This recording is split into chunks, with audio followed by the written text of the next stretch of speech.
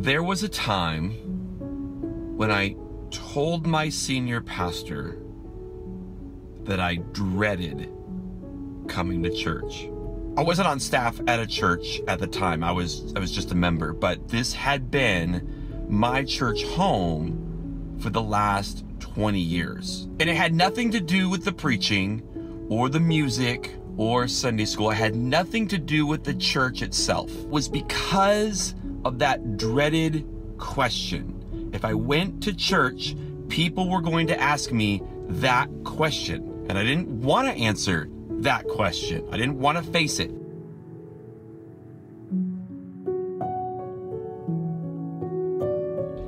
I hated that question because most days I felt like I had to lie.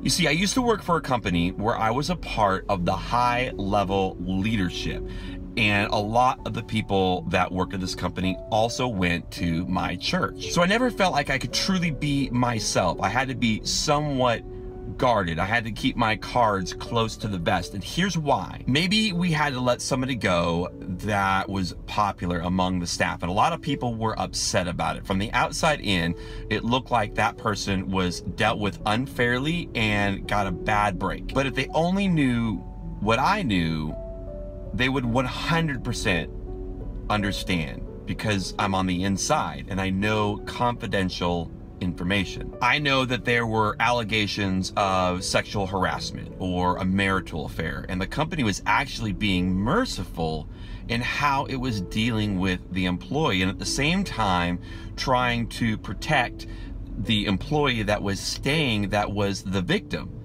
But you can't say anything. Now, I made up those details, but those kinds of things would happen, and in those moments you would feel trapped. You would feel isolated. You would feel alone. Loneliness is a weird thing. You can be in a room surrounded by 500 other people and yet feel insanely isolated and alone and miserable. And that's how I felt. I was miserable. But I couldn't say anything, so people would ask me, "How are you doing?" And I would say what I'm supposed to say. I would say, "I'm fine." But deep down inside, I wasn't fine. I was dying. But I couldn't tell anybody. Now, fast forward to today, where I am on staff at a church, and there's some similarities between these two situations. The thing about working at a church is that it is your church, your vocation, and your friends all wrapped up into one. And when all three of those are going well, then the whole thing is going well. But if any one of those is off kilter, then it's all off kilter. Being a pastor and being on staff at a church is hard, because you can't just go to a small group and open up. These people that are in this small group are too close to the situation, maybe, and they don't even realize it. And sometimes you have to protect the local church at your own expense. And I've never been a senior pastor. I've been a worship pastor, and I've been an executive pastor.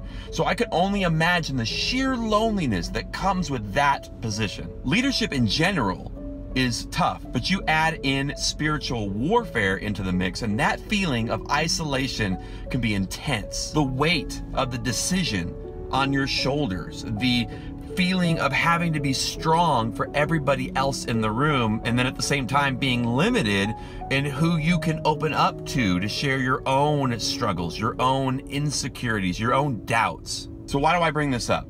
Why am I telling you all this?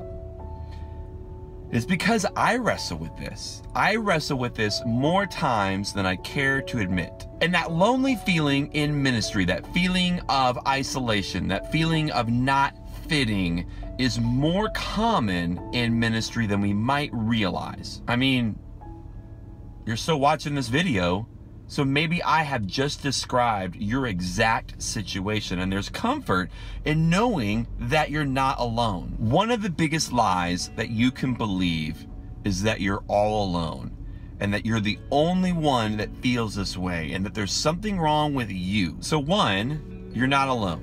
the situation that you're in, for better, for worse, is more common than you might realize. 2, you've got to find someone or a group of people that you can talk with. Every Timothy needs a Paul, and maybe you can't talk to anyone at your church just because of the very nature of the situation and the people that are involved. So reach outside your church. Find another church that's maybe 30 minutes, an hour down the road, and connect with someone on staff there. Buy them lunch and see if it's a good fit. And if not, then keep looking, but find somebody. Number 3, remind yourself constantly what God has to say about you, what He says about you in His Word. What is the truth? Feelings are real, so don't over-spiritualize it and try to convince yourself that your depression is because your faith is weak. If you just believed more, you wouldn't feel this way. Your feelings and your emotions are real, and it's okay to admit that and to acknowledge them. But at the same time, our emotions can make us believe things that are simply not true. It's one thing to feel like you're alone, but the truth is you are not alone, and you need to remind yourself of that over and over and over. And the way that you do that is that the Bible has to remain your anchor. And if that means that you have to memorize a bunch of verses on God's love for you, or put a bunch of Post-it notes throughout your house, then that's what you do. I've heard it said that the local church is the hope of the world. Now, Jesus ultimately is the hope of the world, but God sure uses the local church a lot in His plan. So what we are doing is worthwhile. It's eternal.